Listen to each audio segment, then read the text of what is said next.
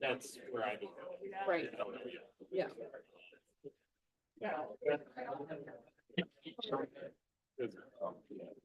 We have a special event. Drop down.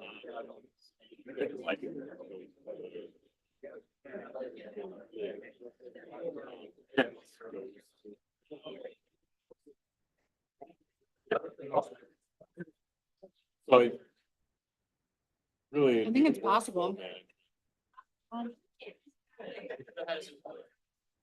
What I can do. Yeah, right.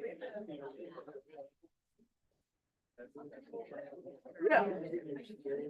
We can't eat.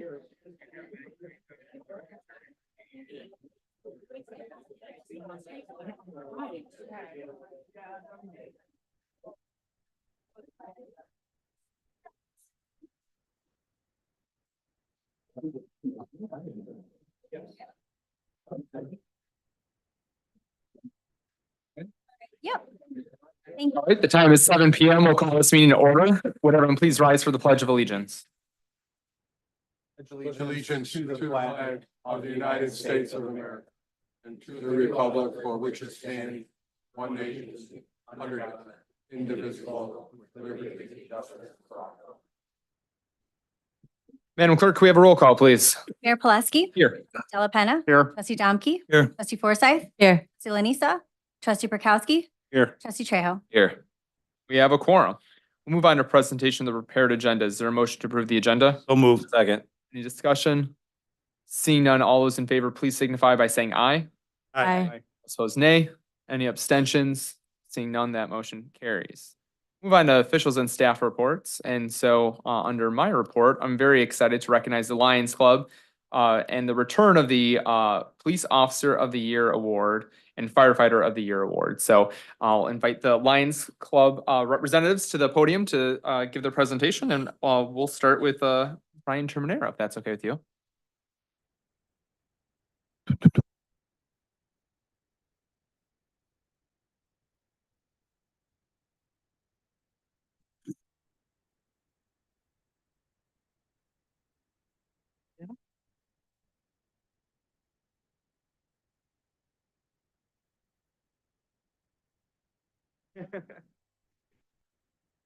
Maybe just fire alarms. Mr. Mayor and village trustees, my name is Doug Diefenthal. I'm the president of the Roselle Lions Club, and this is Trish Hassanoff. She's our secretary. It's my pleasure to present these two plaques to the award for, get this straight here, I don't want to blow the name, Brian Tumanaro for Firefighter of the Year.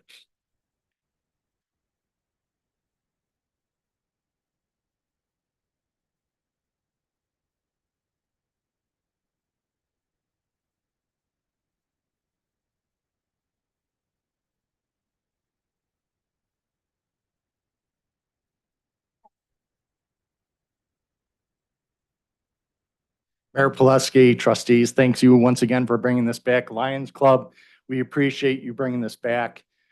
Just a little bit about Ryan.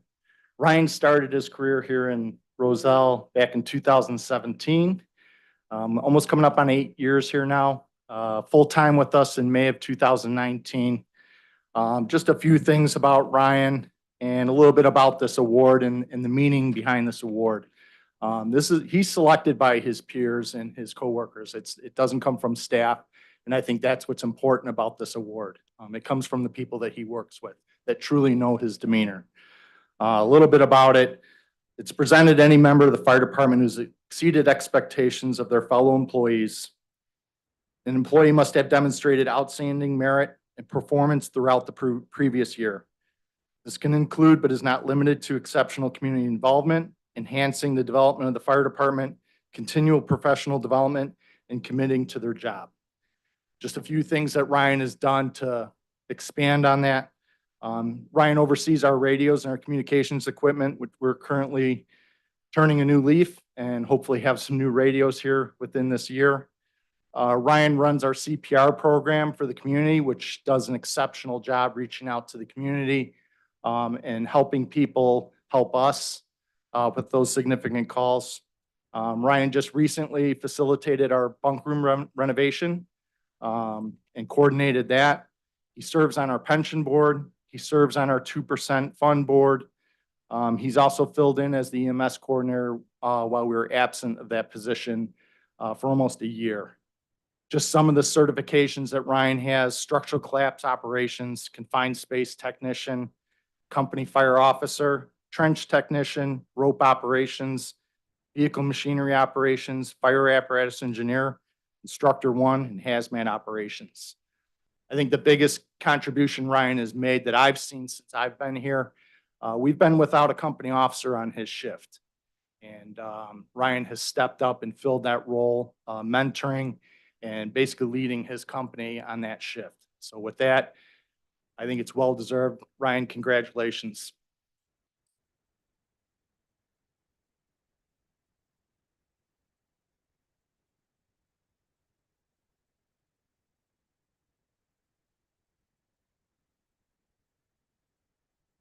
Guys, so much for this award, and I want to thank everybody, all my peers that have supported me through this. It's been a interesting past couple of years.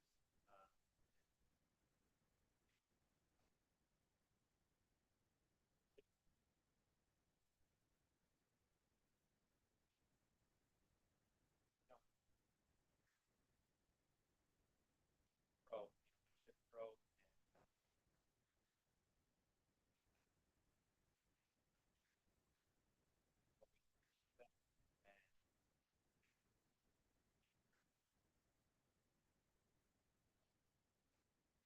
Every ship is a good thing.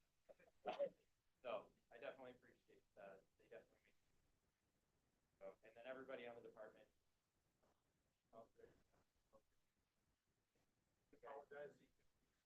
No, no worries at all. But I want to thank them, for supporting me as well as my topic.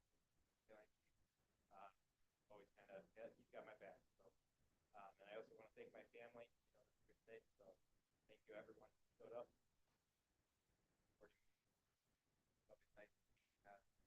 In my hometown, I grew up here,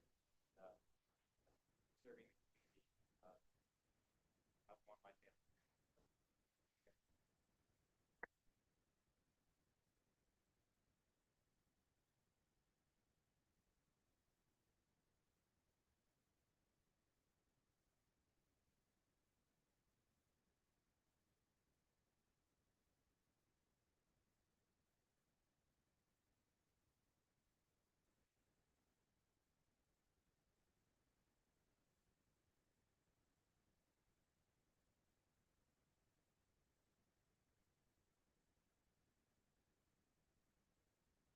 This one is for the Police Officer of the Year.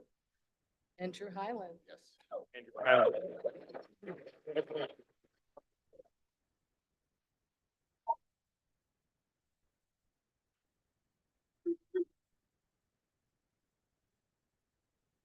Roselle Lions, thank you very much for bringing the award back. Mayor, trustees, thank you very much. Couple years of COVID knocked this award out, and now we're bringing it back. So I'm going to read a couple of things about Andrew, and I'm going to face the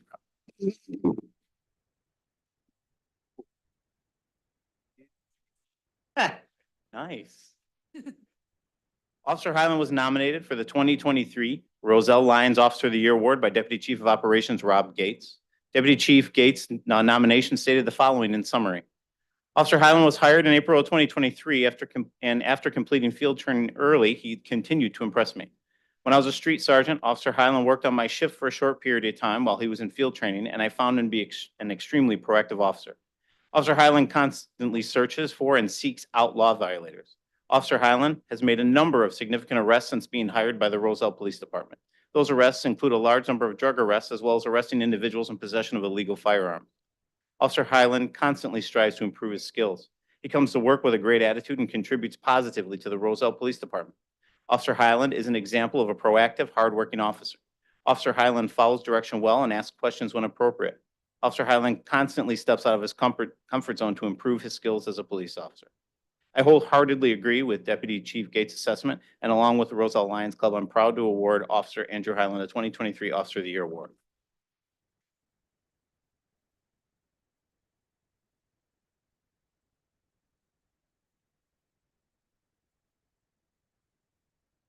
Not really one for giving speeches, but obviously, thank you, DC Gates, for the nomination and your kind words. And obviously, you know, all the chiefs and the DCs, I appreciate everything and the support you've given me.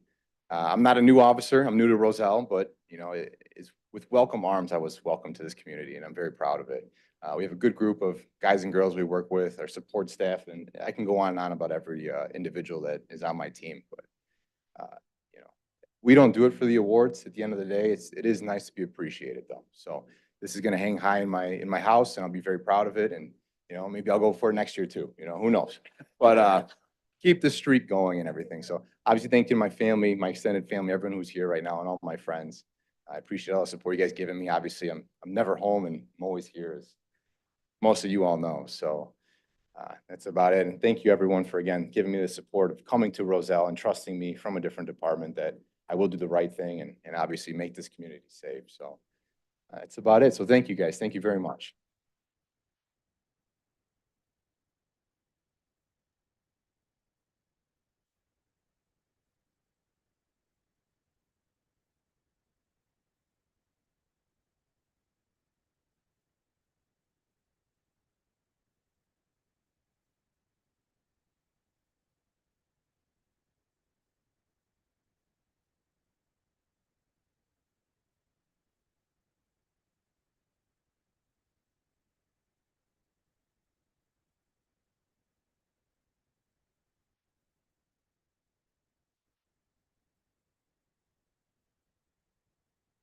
Thank you so much, Lions Club, for bringing this back. I know it's a little bit bittersweet since our matriarch of the club, who took this under her wings for a number of years, Marion Greigel, wasn't able to do it for us this year. But I think we're doing her legacy justice by doing this. And I think I'd be don't want to miss the opportunity to also highlight that we've been working very closely, because I think our public safety departments are near and dear to us in Roselle, not just to the board, myself, but also to the community at large. And so that's why we're excited to be teaming up with the Roselle Arts and Culture Foundation this year to be installing a permanent memorial to all of our first responders in town that's going to depict people from our own departments. And so bricks are on sale if we want to memorialize anyone or celebrate anyone's service to the community, and those will continue on throughout the end of the year. So something I just want to also throw out there for the community's awareness. I would be remiss if I didn't say we were going to continue on with our business meeting. So if you'd like to go celebrate, we are not offended. I hear there might be treats or other fun celebratory things. So if you'd like to leave, you're more than welcome to, as we kind of continue on with our agenda. If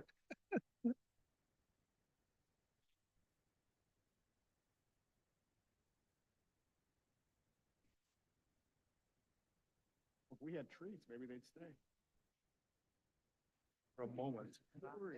We ate the treats and then they. It's funny how quickly we can clear out a room.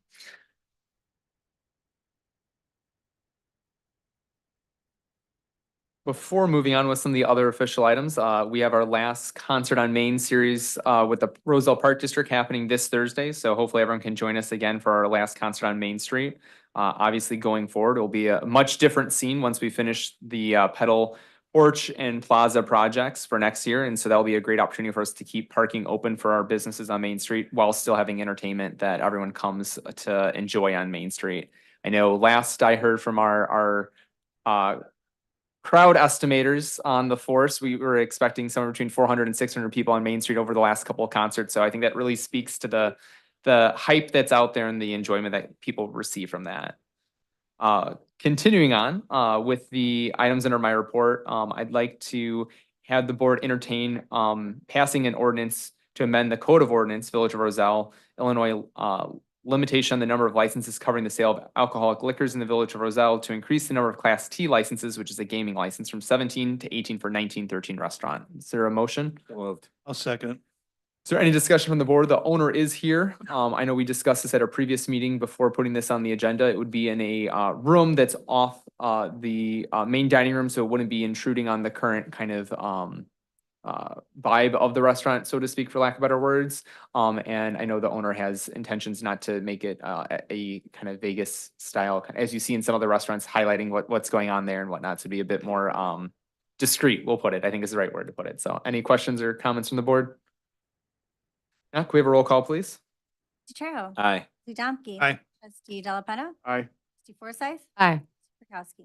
Aye. That motion carries.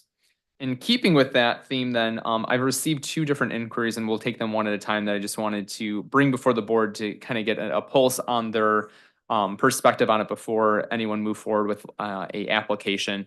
Coach Light Skating recently changed hands and they've been continuing to keep that operational as a skating rink. The new owners have been looking at applying for a liquor license in order to kind of help shift the business model a little bit and also cater to the needs that they're hearing from their customers. And so we do have a category that kind of pertains to entertainment places like bowling alleys and other things like this. And I consider the skating rink to be a part of that. So we definitely have a home for this under the liquor code, but I wanted to make sure and get feedback from the board before they proceeded if they'd be open to awarding them a license. Lee? I'm good with it. Tom P? Just kind of a quick question. So when they have the roller derby nights, would that be kind of like a different situation when they're selling tickets to an event as opposed to like if people are just there skating? So it depends on how they operationalize it. Under this license, they would be able to serve it throughout the day essentially, but they would have to comply with state and our liquor code as far as that goes. So ID checks, BASSET training, other things like that, having it in a secure area. So All right. Either way, I'm good with it. I'm fine with it. You say it's like a bowling alley. I mean, that tells me everything about it, so. Yep. And I think everything comes down to, and our team has been really great. I think another thing we've brought back, in addition to awarding officers of the year for both fire and police, we've really stepped up our liquor code enforcement. And so we've been able to cite a number of people not in compliance. So I think, you know, with responsibility comes a lot of validation on the back end. So we would definitely confirm that they're abiding by the rules on that. The other one was from the owners of the Irving Park Road BP gas station. They're interested in obtaining a Class T, which is the gaming license.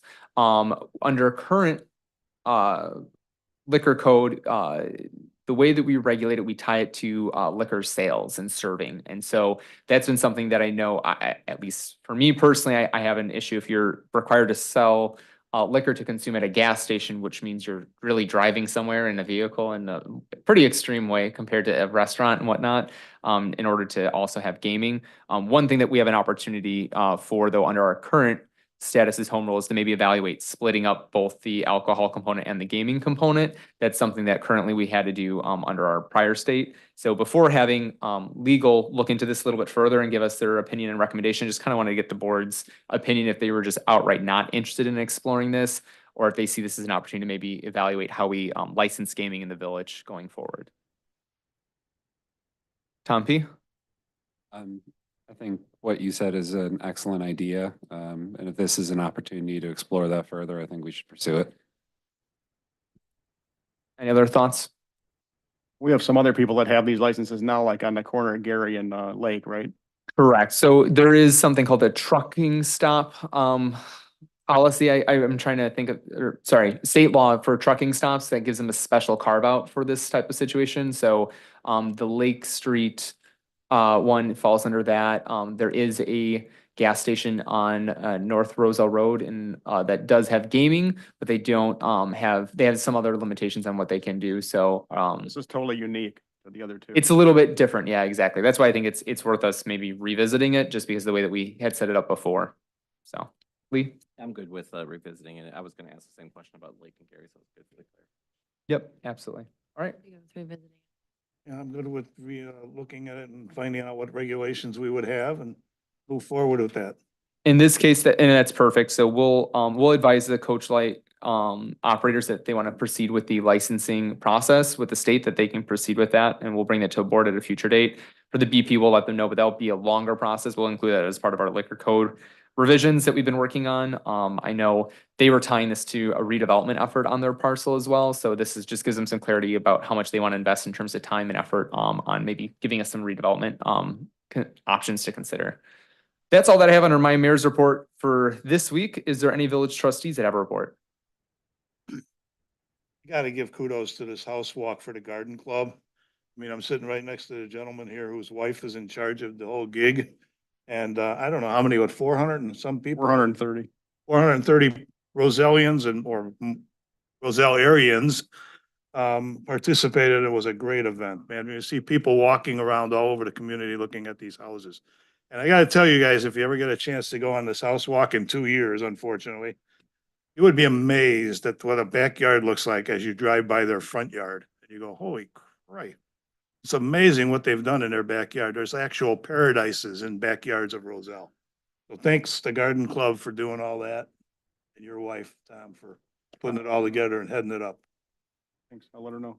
Absolutely. And to put it into perspective, their last walk before the centennial, they sold 175 tickets. So really big demand that they've been able to spur since the And centennial. that was without Cooper's Hawk being on Yeah.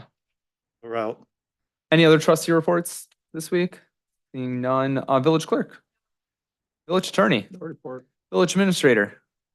We'll continue on to the village board public comment section. Anyone wishing to provide a comment on a topic or an agenda item may address the village board during public comment and public hearing segments of the village board agenda by submitting comments in advance or using the online form or during the meeting. Madam Clerk, do we have any submitted in advance? With none in advance, do we have any members of the public here today that wish to address the board? The record show none. We'll continue on to unfinished business. First, we have the consent agenda. All items listed on the consent agenda are considered to be routine, procedural, informational, self-explanatory, and non-controversial in nature and will be enacted in one motion. There will be no discussion of these items unless removed from the consent agenda. Are there any items to be removed from the consent agenda tonight? The record show none. Is there a motion to, well, hold on. Sorry, I apologize. On the consent agenda tonight, we have presentation approval of the village board minutes of July 8th, 2024, adoption of a resolution executing an agreement by and between the Village of Roselle and Mr. Natural Janitorial Services Incorporated, adopt a resolution approving and authorizing the execution of an intergovernmental agreement by and between the Village of Roselle and the Roselle Park District for Founder's Day Festival, and pass an ordinance amending Chapter 10 of the Code of Ordinances of the Village of Roselle, Illinois. Is there a motion to approve the consent agenda? So moved. Second. We have a roll call, please. Trustee Trejo. Aye. Trustee Domke. Aye. Trustee Delapenna. Aye. Trustee Forsythe. Aye. Kowski. Aye. That motion carries. We'll continue on with community development. Trustee Prokowski. Thank you, Mayor Pileski. I'd like to move passage of an ordinance authorizing the disposition of the surplus real estate and approving a real estate contract for the property commonly referred to as Lot C, 120 Sycamore, Roselle, Illinois. Second. Any discussion on this item? The record show none. Could we have a roll call, please? Trustee Prokowski. Aye. Trustee Trejo. Aye. Trustee Delapenna. Aye. Trustee Domke. Aye. Trustee Forsythe. Aye. That motion carries. Moving on to item 9B, I'd like to move adoption of a resolution approving a plat of subdivision for the Klein plat of subdivision 120 Sycamore, Roselle, Illinois. Second. Any discussion? Record show none. Could we have a roll call, please? Trustee Prokowski. Aye. Trejo. Aye. Trustee Delapenna. Aye. Trustee Domke. Aye. Trustee Forsythe. Aye. That motion carries. That is all I have, Mayor Pileski. Thank you. We have nothing under administration, fire, or police, but public works. Trustee Trejo. Mr. Mayor, the board will receive an update regarding the water meter replacement program from Public Works Director Karen Young. In February, the village began a pilot program for the installation of a new technology, a new smart meter technology, as well as a new type of water meter in the community, which allows both customers and the village to monitor their water usage on demand. As part of this meter replacement program, we focused on the oldest meters in the community, focusing on 1993 and 1994 residential meters, as well as a handful of larger meters that have reached their end of life. As part of the goal of this program was for staff to be able to evaluate the number of meters that were being replaced and how many that we could actually accomplish replacing with our team. We have found that we can replace with one team member 8 to 9 meters per day. But it's highly dependent on people making appointments and having a full schedule of appointments for that day. To date, we've actually completed around 320 meter replacements and are currently working on getting additional appointments to complete the remaining 280 meters we have in stock.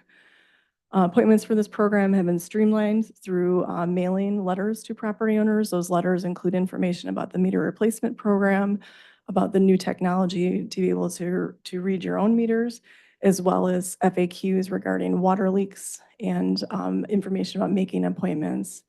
Our response rate for each of those letters are about 30 to 40% for each letter that's sent out. We have sent 2 letters to the properties that are on the schedule to be replaced.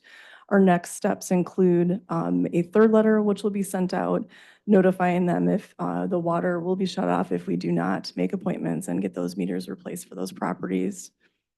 The Ion Water program is really the significant driver and has received really good feedback from property owners. Basically, the technology allows the customers to go in either through an Ion Water app or on your computer to read your water usage basically on demand. You can read it up to in hour increments, and it does keep a history of how much you're using per day, per month, per year. And then you also, as a user, have the ability to go in and set thresholds. And if your water usage goes over a particular threshold that you deem to be high water use, it'll send you a text or a call, depending on how you set that up. We've actually received quite a bit of feedback from some users that they actually found significant water leaks within their home by utilizing this technology, and they didn't have to wait to get their next water bill to find that they had an issue within their home. Typically, leaking toilets are one of the big culprits for that. I myself realized I left the hose on overnight and at 2:30 in a panic, woke up, checked the app, realized the hose was on, turned it off, so. It's great to have Write that. technology. So looking forward to next steps, we do have a few recommendations. First being the program timeline. We started the program in February and have quickly found that it's pushed into the summer months. Spring, summer, and fall months are prime months for Public Works to complete typical outside tasks. So moving forward, we'd like to start this program in November and do that through March, which is typically great inside type work to be completed.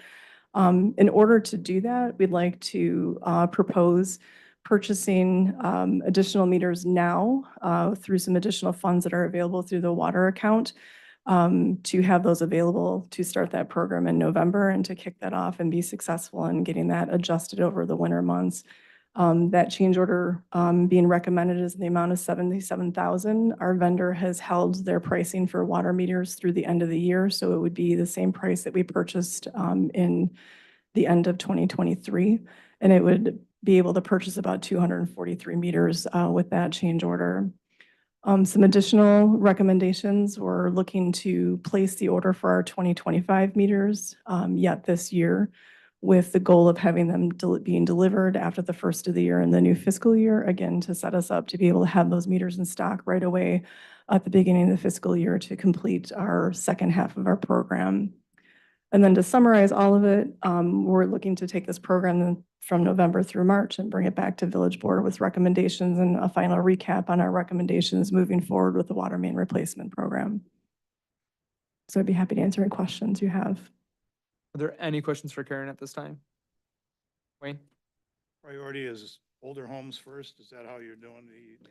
Older meters. Older meters. So there's 2 things with meters. The residential meters have a longer lifespan, so we're focusing on the oldest meters in terms of residential. And then the larger meters, we look at usage and there's some different things that go into factors with that. So it'll be a combination of oldest residential and then our highest users or meters that have a significant amount of use on the larger meter size. Funny thing too, the 2 mailings came the same day. So I don't know Oh. how they're sending them out, but and I have one other question that's more relevant. I know that it's a homeowner's responsibility to detect leaks, but this system is not totally putting the burden on the residents. You guys also monitor for leakage too, right? So we have the ability to go in if someone's having problems to see what's going on. And we do. In the software, you can't put down something that would be a red flag where it was tell you to call the resident? Currently, no. But the good thing on the residential side, if you have a meter in your home, and let's just say you want a notification after 1,000 gallons is used, it would pop up and it would notify you either through a phone call or a text message. And then you would know right away that you've got that leak in place. And then our FAQ sheets that we sent out provide a lot of information on different things to look at if you have a water leak, or you can always reach out to our staff and we can provide some assistance with trying to pinpoint that as well. I think what's also, IT stuff you give them might not work. I think the other nice thing is we have more granularity of data. With the old meters, you just kind of saw total consumption. This gives you by the hour consumption information, which helps. And I think I know a lot of the pain points I fielded from residents as well. I don't think I have anything leaking. It's fine. But if you can look at it, and whether it's a staff member on a call with someone or a resident themselves looking, if you know the whole household's asleep, but suddenly you're still using a couple hundred gallons at night, it's a lot easier to pinpoint and have better troubleshooting conversations, which I think has been a huge issue we've had, is when we try to go through the list of things that we typically see, there's a lot of disbelief because of the lack of data that we can provide. And now, while we don't necessarily have the alert capability on our end, we can have a better factual conversation with residents, I would say, to help discover what might be going on there as well. Hey, thank you. Other questions? I'll turn it back over to you then, Lee. I'd like to make a motion to adopt a resolution authorizing the mayor to execute change order number 1 for the water meter purchase between the Village of Roselle and Badger Meter, Inc. in the amount of $77,000. Second. Any discussion? See none, can we have a roll call? Trustee Trejo. Aye. Trustee Della Pena. Aye. Trustee Domke. Aye. Trustee Forsythe. Aye. Mr. Prokowski. Aye. That motion carries. And then as far as direction, as far as moving forward to put in the purchase for the fiscal year 2025 meter order, is there any direction on the board on that? In favor of it, generally speaking, or opposed? I'm in favor of it. I am. In favor. Thank you. Well, you got your direction. And just for our knowledge, I believe Bloomingdale and a couple other communities have been going through this or have gone through it. And what they've done is they've usually outsourced it, correct? And so Yeah, there's the opportunity to continue to do it in-house, or taking the cost comparison from how much it costs us to do it in the house versus outsourcing it with the vendor. but a lot of us are all going through this. Correct. meter replacement. Correct. Perfect. Could do both. Yeah. Well, that's why we'll come back in March and we'll find out. But I think kudos to the team. I think it's always more cost effective to do it in-house, and then that way too, we're spreading out the upgrade period down the road, because they do all need to be replaced at some point. So better to not be in a boom bust cycle, I think, where we're forced down the road to make a decision that we may want to have a difference of opinion on. So just appreciate the work that the team's put into. All Thank you. Appreciate it. right. We'll move on to finance. Trustee Forsythe. Thank you, Mayor Pileski. I would like to move approval of the accounts payable list for July 22nd, 2024 in the amount of $1,828,629.03. Second. Any discussion? Seeing none, can we have a roll call, please? Trustee Forsythe. Aye. Trustee Trejo. Aye. Trustee Della Pena. Aye. Trustee Domke. Aye. Trustee Prokowski. Aye. That motion carries. We'll now move on to new business, and our first item is our quarterly strategic plan progress report. So we'll invite Assistant Village Administrator Brian Jonas, and maybe a guest appearance by the Economic Development Analyst, Matt Galloway. He was my backup, but my baby's not coming till the end of the week, so thank you, Matt. What do you think? for What do everything. you think until you get that call? Yeah, if I have to run, that's why, for all the people on YouTube. Well, we're excited for you and your expanding family. Appreciate it. So before you is the common report for Q2 of the strategic plan update. We're about 60% through our completion of this plan. Still on track with all 17 of the initiatives. We'll kind of run through some of the highlights provided by staff for the priorities, and then I can answer any questions you have about our progress or where we're at today. So for financial stewardship, still remains strong, and financial reserves at the benchmark of 45%. As you recall, the board already approved revenue enhancement ordinances earlier in the month for home rule. And we've kind of moved forward with some of the grant funding that's been made available. So we were awarded a DCO grant for $250,000 for Rosemont Street culvert and ditching improvements, as well as an additional $100,000 that's under review currently. The $20 million for wastewater treatment plant improvements is still under review in the Senator Duckworth's office. And We were not awarded the tourism grant from DCEO for 500,000. While the application scored high, we just weren't at the benchmarks to receive that type of project in comparison with other community projects. And we were also awarded 500,000 for municipal campus improvement projects from Congressman Raja. And the board attended that ceremony last Friday on the 19th. In addition, there's a couple other grants that are out there for ITEP funding through IDOT. That's for the pedestrian and sidewalk and ADA improvements from Roselle Road to Granville, and as well as the Christopher Burke project for the streetscape improvements along Irving Park Road for the pedestrian and multi-use path. And those are due in September for that application. That's within the scope of work that's already been contracted with results that would end up in the spring of 2025. And then also a couple projects that were submitted to DuPage County, including Seasons 4 for reimbursements for that funding. For focus redevelopment, we're still in kind of the process of moving things forward with Lexington Homes for the village-owned parcel off of Roselle Road and I-390 in the due diligence process and kind of waiting on the terms of potential RDA with the developer. Still working forward with Firewater Barbecue, still waiting on kind of plan reviews to come back and to finalize that RDA as well to bring it back to the board. The board's working with the library on the tenets of an MOU for a potential land swap for the Trinity site and potential new library building. And we still remain at the same thresholds that exist for occupancy rates. And then also currently evaluating some additional TIF incentive programs. So we've had the same TIF incentive programs going on for about 3 years now and kind of evaluating opportunities for enhancements just based on not only success of the programs, but also kind of conditions that are put on properties to take advantage of some of those programs that we have and seeing if we can maybe broaden the base or help in different ways. And then also Matt's currently working with Hanover Park to set up the next business meetup event, which should occur this fall. Reliable infrastructure is still underway with some of the same design and construction projects that were previously talked about and approved earlier this year in February.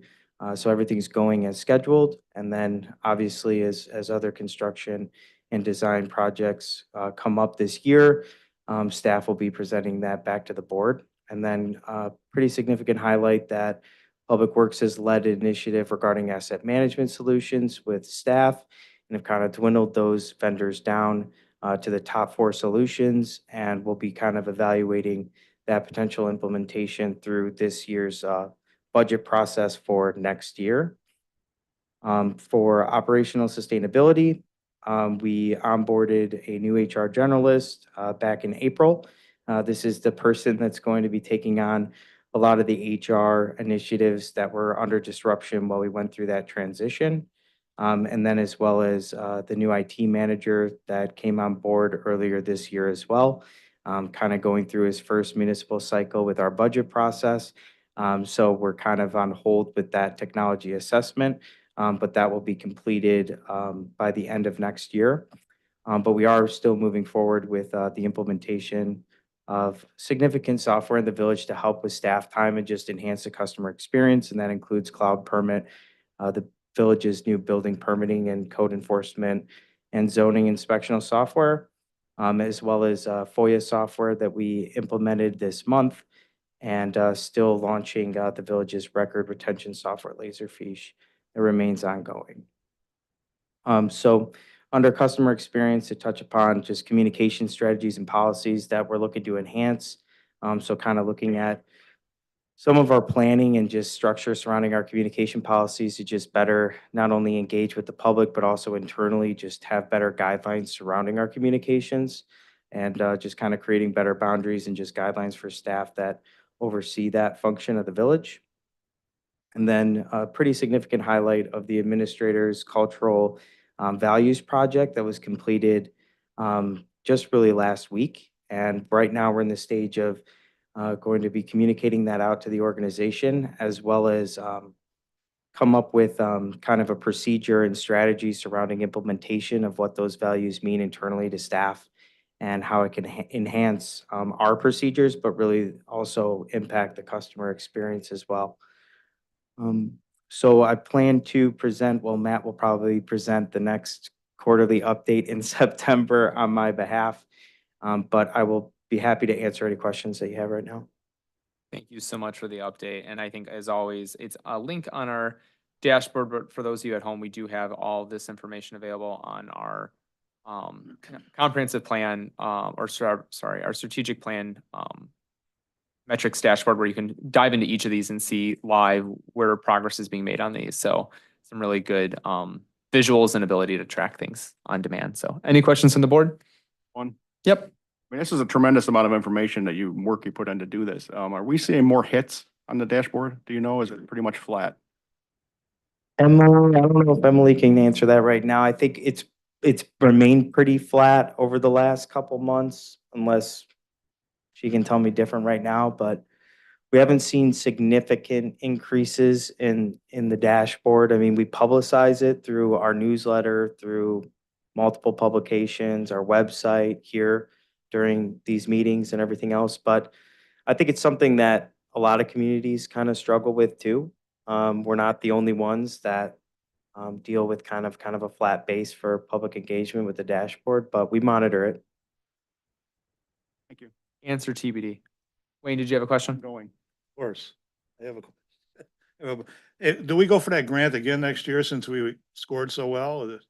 Or is it just something that we'll never? The tourism grant, I don't think that's, EEO or whatever. yeah, the tourism grant, but I don't think that's available next That year. was ARPA funds, so I believe the state won't offer that program with the current funding, but maybe they'll come out with something else. I think to your point, we're always looking for things. I know. I think the one thing that, just to elaborate on, because I think there's a lot of misconceptions that I hear a lot is, grant money will just, you're applying for money, you can spend on whatever you want. And a lot of these grants, the majority of them are very specific about it needs to be for these types of projects with these types of criteria, whether it's population, income, proof of economic development, benefit, things of that nature, or proof of deterioration. There's also participation requirements. They're usually not 100% funding. It's, hey, you need to chip in 50% or 80% or 20% of the funding to make that gift happen. And so while we apply for these things, some of them we don't qualify for. A great example is there is that Main Street revitalization program out there. That sounds great, right? We have a Main Street, we want to revitalize it. It was really narrow and specific about disenfranchised communities on their Main Street. And so we didn't meet that criteria. So we try to strategically find those. Now, what I will say is there's probably about like 10% of the grants out there are these more freeform things that we have, like the Raja money that we got, where it's a member initiative, meaning that the congressional representatives or the county board members or the state representatives, they have discretion on who they're essentially awarding money to, but those are across the entire district. And so while we have asked consistently, there's not sewer treatment plant opportunities out there besides those. We've consistently asked and we've continued to be told no, but that doesn't mean we won't continue to ask. And so we can be told no 500 times, but that one time they say yes, it's going to be magic. But I want to also say, I like the idea of you meeting with other communities to further evaluate TIF incentives. That's sometimes a weak point in organizations, that they don't ask others that have already learned things, and we learn from other people. So I like that. I wanted to ask you this cloud permit, how will that improve code enforcement?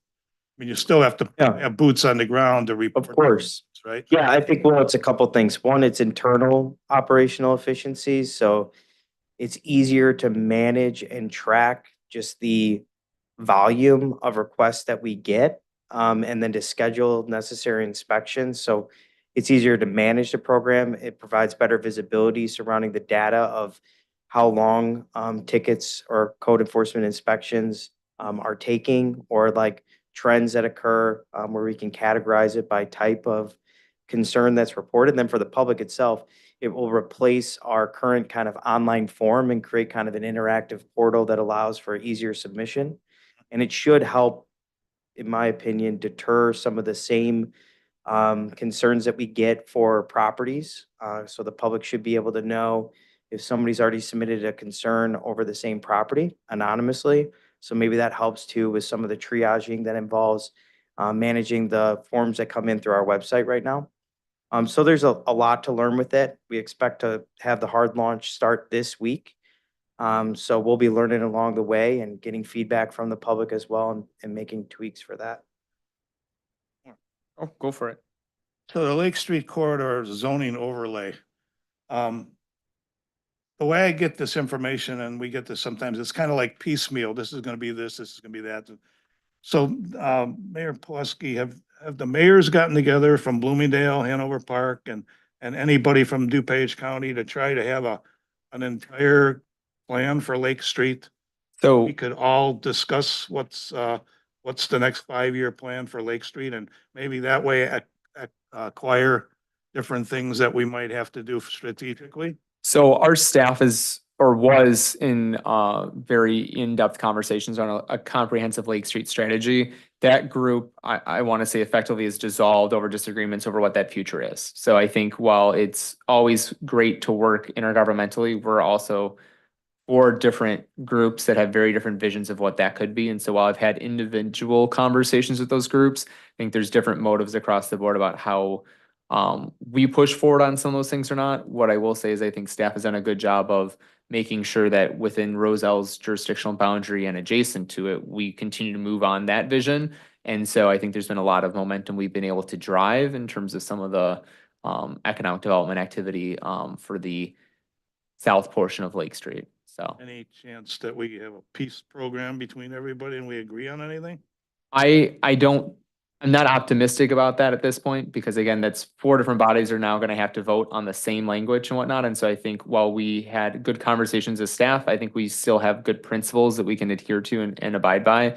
But I think, put it frankly, I think there's a lot of cleanup we need to do in Roselle first. I think there's a lot of heavy lifting we can do without needing any assistance or input from those other partners at this stage. So I think we can continue to move forward on revitalizing our portion and standardizing our portion of Lake Street. And I think there's a lot of good principles there that we can specifically work with the county. I see the biggest concern is where we have unincorporated property adjacent to Roselle property that can sometimes provide disincentive for annexation or redevelopment. And so I see that as probably the one area we will continue to lean into more. So. Thank you. And last, I wanted to just ask about the Firewater restaurant. Once the new sales tax is determined and the TIF assistance reviewed, do they have some due date to respond to our initiative? Or, are we saying either you're gonna do this or we're gonna take it off the mark, off the plan? Do we have a due date for them, that this doesn't stretch on and on and on? What due date did we give them, Matt? Right now, I mean, we don't have a hard due date right now for them, right? Correct. And really all we're waiting on is a red line copy of the RDA, a response from their attorney to our attorney for final review. So we're almost to the finish line on that one for the board to consider something. Okay. Thank you. Any other questions from the board? Nice job though, man. Thank you as always. Lot of work done. Continuing on the kind of mid-year trajectory, we're going to have our mid-year budget conversation. So this is going to be a multi-prong approach. So we're going to have our treasurer's report, an update on the fiscal year 2024 budget, and then provide some direction on 2024 budget modification. So we'll have Finance Director Tom Dahl and some guest appearances by the village administrator as needed. Special guests. So good evening. In the board packet tonight is the June Treasurer's Report.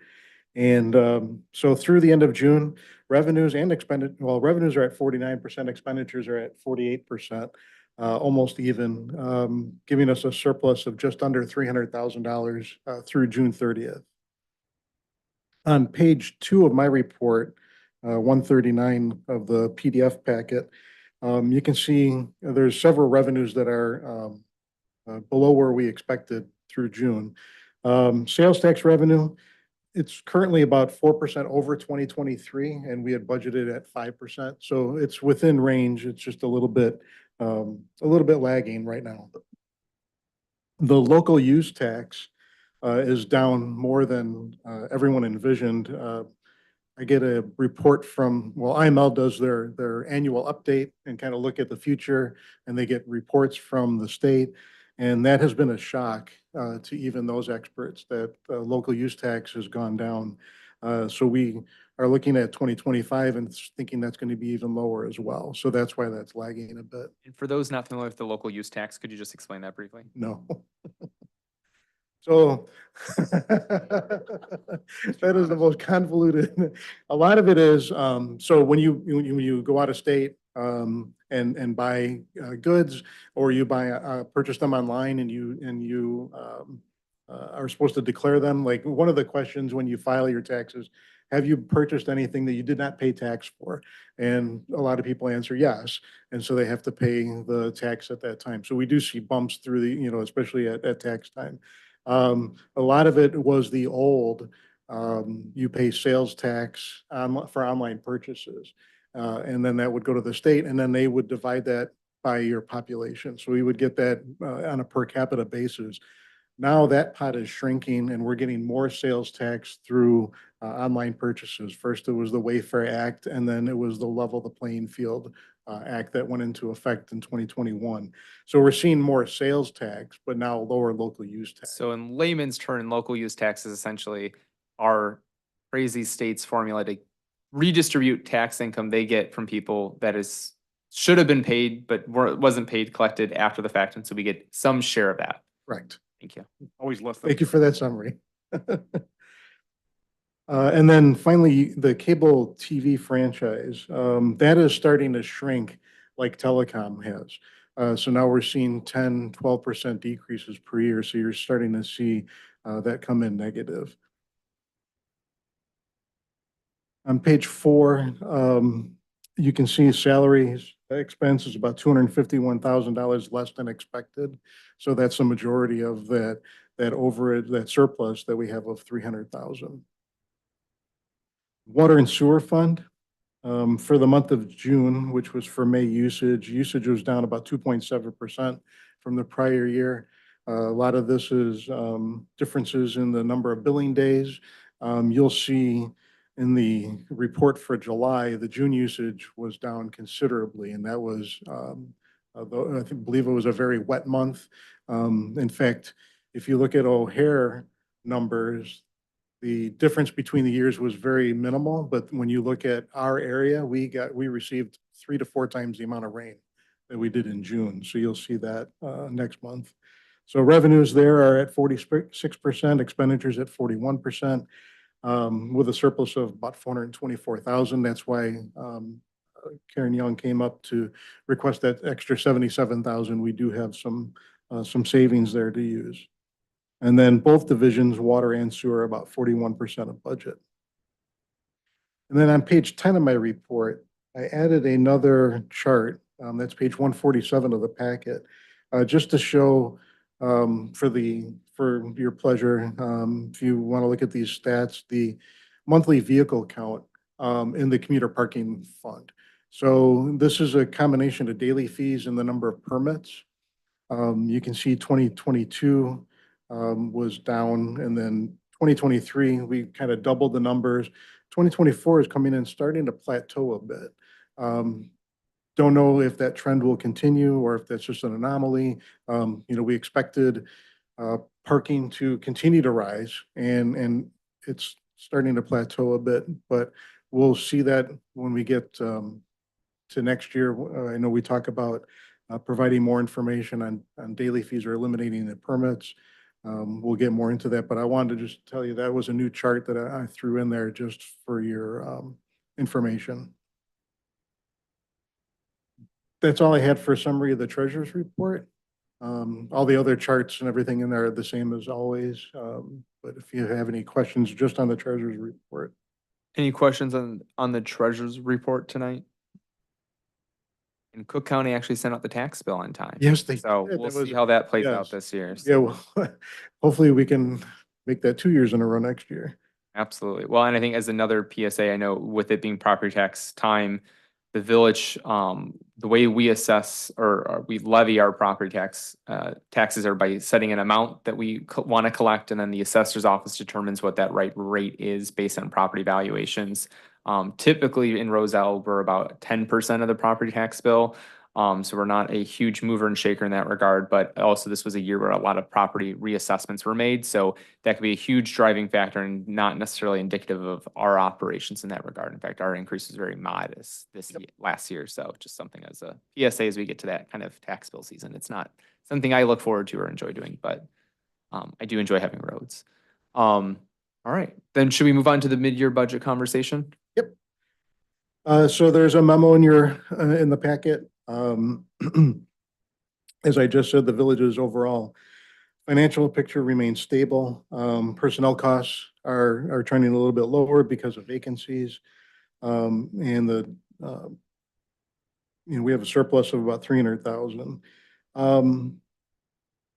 Unlike in past years, we didn't have any deferred items during the budget process for 2024. Normally, we have a recommended utilization of general fund reserves, but we don't have that this year. The reserves are about 45.7%. We don't have a lot of room to play with. A lot of that has to do with we purchased the Trinity property, and that took away funds from our assigned fund balance, which is what we use to make that calculation. So it's about 174,000. I don't recommend transferring any of that. We'll keep that right where it's at. And then we do have an exhibit for the capital projects fund, just kind of showing where we're at or where we expect to be through 2024 with some of the budget items for 2025. And that's all preliminary. There's going to be some extra expenses in there for a few projects that are going on. And then we still haven't finished and finalized the 2025 CIP.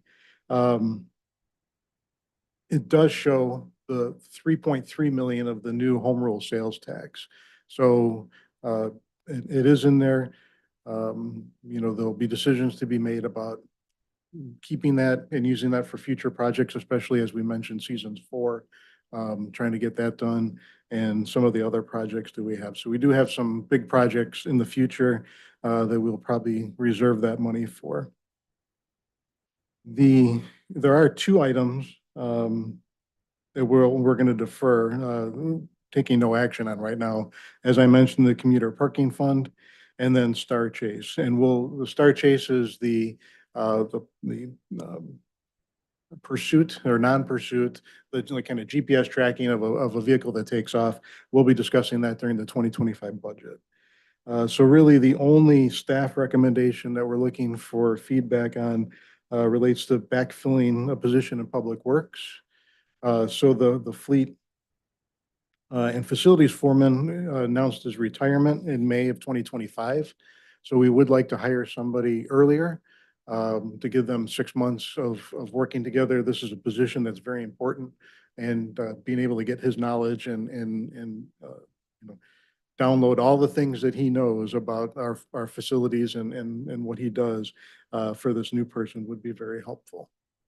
Thank you, Tom. And I think just to punctuate on what you had said before I open it up for the board feedback, I think we've been in kind of fight or flight mode, I think, for a lot of years since the recession. And so I think what we've done is we've inched forward and really budgeted and provided stability to the organization to focus on the projects that they need to do instead of holding the organization hostage mid-year to kind of make calls, do we do it, do we not do it, and then rush to get them done in that year. And so I think we've provided a lot of stability given the fact that we've had a strong foundation for a number of years, that it's okay to move forward on projects and give that certainty. So I think this is the natural evolution of mid-year should be kind of uneventful. And I know that might be a little bit different for some of us that have been on the board a little bit longer, but I think that's a sign of where we're at in the health. And to Tom's point, I think there's a lot of infrastructure projects out there. And obviously we've talked a lot about the 80+ million we need to spend on our wastewater treatment plant upgrades, but there's $23 million of identified stormwater projects that need to occur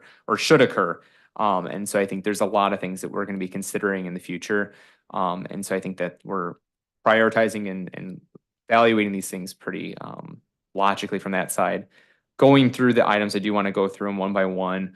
The first one to just, I know one thing that we asked the board to come back, and I believe this was trustee Trejo's point regarding the commuter parking lot habits.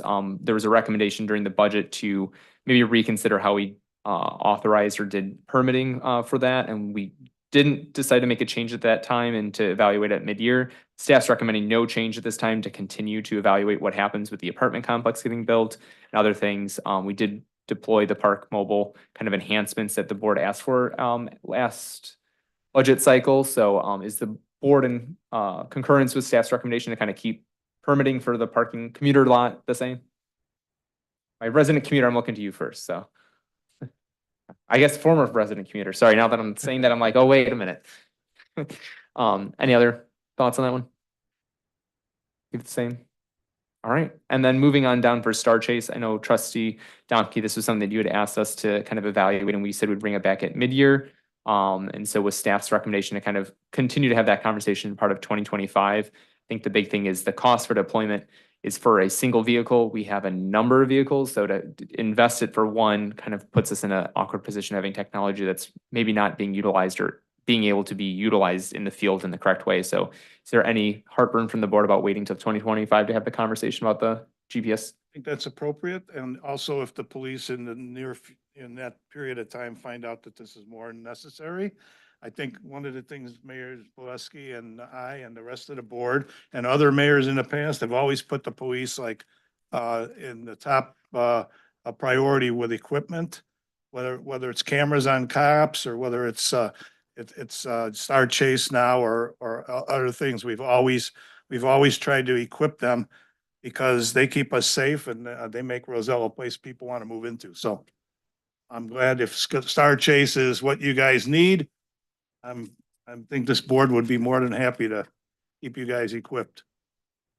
Everyone good with waiting till next for the 2025 budget process to evaluate? I think it's also worth noting that we're tracking now, which is not that we weren't before, but in looking at this. And so looking at it from December, there's only 9 instances where we may have needed this technology.